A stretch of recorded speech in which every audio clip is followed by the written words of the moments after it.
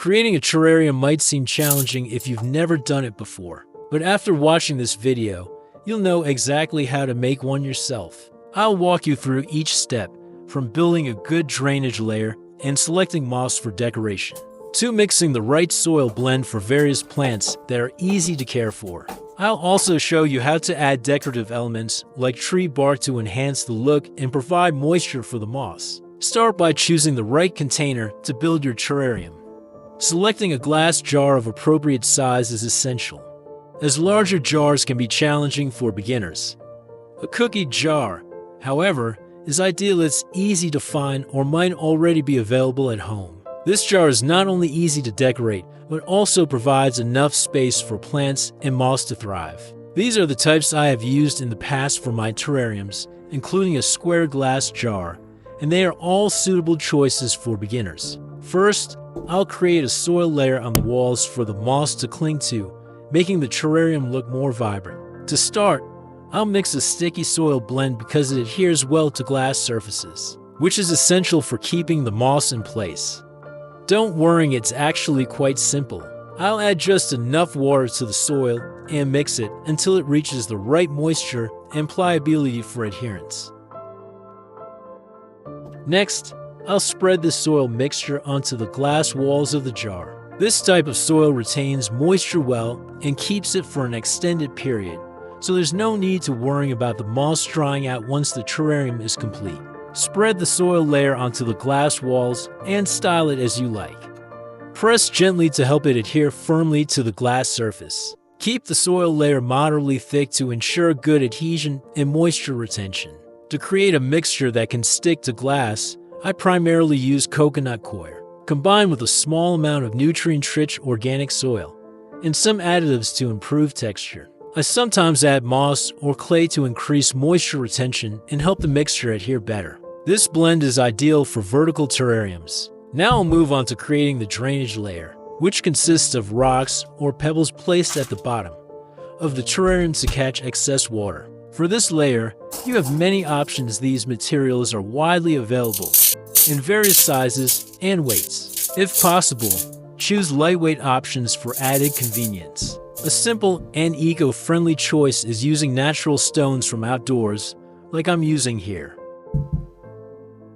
And here's the charcoal.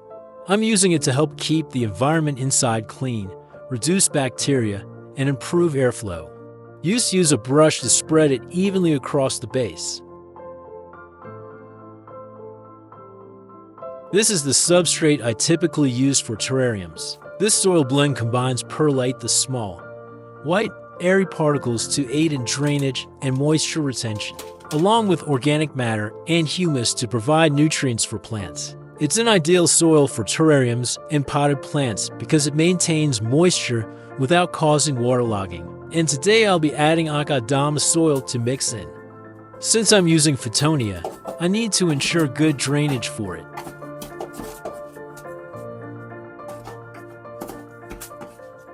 For the base soil layer, consider the height to ensure it suits the plants you plan to grow, as different plants have varying root lengths. Make sure the soil layer is high enough to support the root systems of the plants you intend to plant.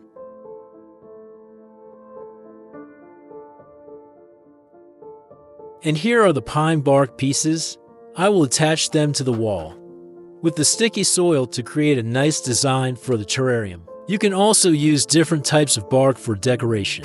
In fact, dry bark often has good moisture retention, so it not only adds aesthetic appeal, but also helps maintain moisture for the moss and surrounding environment in your terrarium. Just press them lightly to secure them with the sticky soil. There's no need to use glue, as the soil provides sufficient adhesion.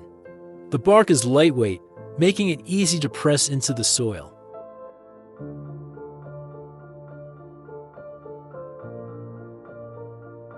And here's the moss. I will attach it to the wall of the glass jar. Moss is a great option for beginners because it's relatively easy to care for. Even when moisture levels are low, it can remain vibrant and green. However, make sure not to place it in direct, harsh sunlight, as moss only requires gentle, adequate light to thrive. After placing them, Just press lightly so they can absorb water from the soil more easily.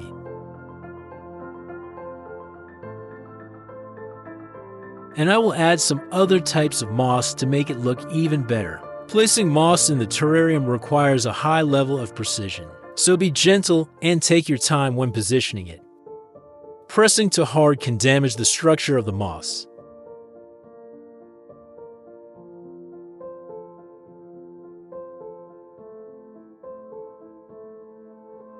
I'll also use some dry tree roots and small black stones for decoration. Next, before adding the moss and plants to the substrate, we need to water it a bit to moisten the soil first. And then we'll place the moss and plants in. If you're interested in terrariums, plants, and moss decoration, feel free to check out more videos on my YouTube channel or the link in the description. And if you have any questions, feel free to comment below, and I'll do my best to answer them. As for the lighting duration for your terrarium, you only need to provide 10 to 12 hours of light each day. Additionally, make sure to regularly open the lid if you keep it closed, as the plants need consistent airflow. And remember to mist the moss and plants gently. When watering the terrarium, avoid overwatering to prevent flooding, which can harm the plants. Moss only needs to be watered when it appears dry, or once or twice a week if you keep the glass lid closed. And here's the result of our work. If you like this video, please like, comment, and subscribe to support me in growing better.